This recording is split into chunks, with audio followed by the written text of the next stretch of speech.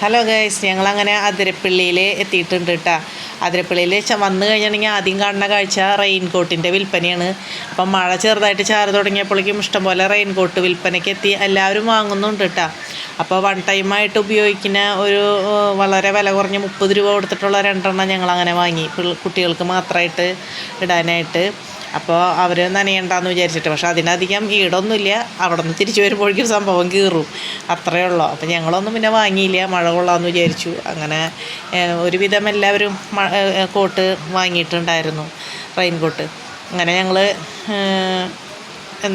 നടക്കുമ്പോൾ നടക്കാൻ തന്നെ ഒത്തിരി ബുദ്ധിമുട്ടുണ്ടായിരുന്നു കേട്ടോ അവിടെ.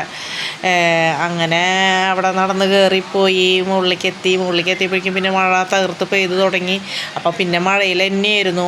മഴയത്തുള്ള അതിരപ്പള്ളി കാഴ്ചയാണ് ഈ കാണുന്ന, മഴ സമയത്തുള്ള അതിരപ്പള്ളി കാഴ്ചയാണ്. അങ്ങനെ കുട്ടികൾക്കൊക്കെ ഭയങ്കര ഇഷ്ടമായി. എന്താ വെച്ചിട്ടുണ്ടെങ്കിൽ മഴയത്ത് ഇതുപോലെ കളിക്കാനായിട്ട് പറ്റില്ലല്ലോ. മോളുടെ കയ്യിലൊരു പാക്കറ്റിൽ 3 നെല്ലിക്ക ഉണ്ടായിരുന്നേ. നെല്ലിക്ക കണ്ടതും കുരങ്ങന്മാർ അവളെ ആക്രമിക്കാനായിട്ട് വന്നു. അത് കിട്ടണ വരെ അവളെ ചുറ്റിപ്പറ്റി നിന്ന് അത് കയ്യിൽ നിന്ന് തട്ടിപ്പറിച്ച് മേടിച്ചു കൊണ്ട് ഓടിപ്പോയി കുരങ്ങൻ.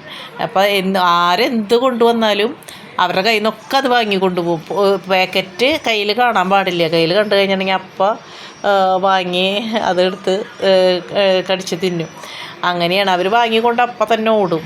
അങ്ങനെ ഞങ്ങൾ വെള്ളത്തിൽ ഇറങ്ങാനുള്ള തയ്യാറെടുപ്പിൽ അങ്ങോട്ട് പോയി. അവിടെ മുഴുവൻ ബ്ലോക്കാക്കിയിട്ടേക്കായിരുന്നു. ഒരാൾക്കും ഇറങ്ങാൻ പറ്റിയില്ല, മഴ കാരണം.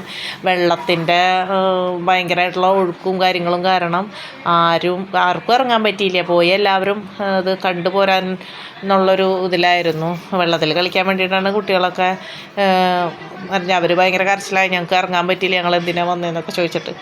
അപ്പോൾ മഴയാണെന്ന് വിചാരിച്ചിട്ട് ആൾക്കാർക്കൊന്നും ഒരു ക്ഷാമം ഉണ്ടായിരുന്നില്ല. ഇഷ്ടംപോലെ ആൾക്കാർ കാണാനായിട്ട് വന്നിട്ടുണ്ടായിരുന്നു. വിനോദസഞ്ചാരികൾ പല സ്ഥലത്തുനിന്നായിട്ട് ആൾക്കാർ വന്നിട്ടുണ്ട് കേട്ടോ. അപ്പോൾ അങ്ങനെ കുറച്ച് നേരം ഞങ്ങൾ വെള്ളത്തിൻ്റെ കുത്തൊഴുക്ക് ഒക്കെ കാണാനായിട്ട് നിന്നു.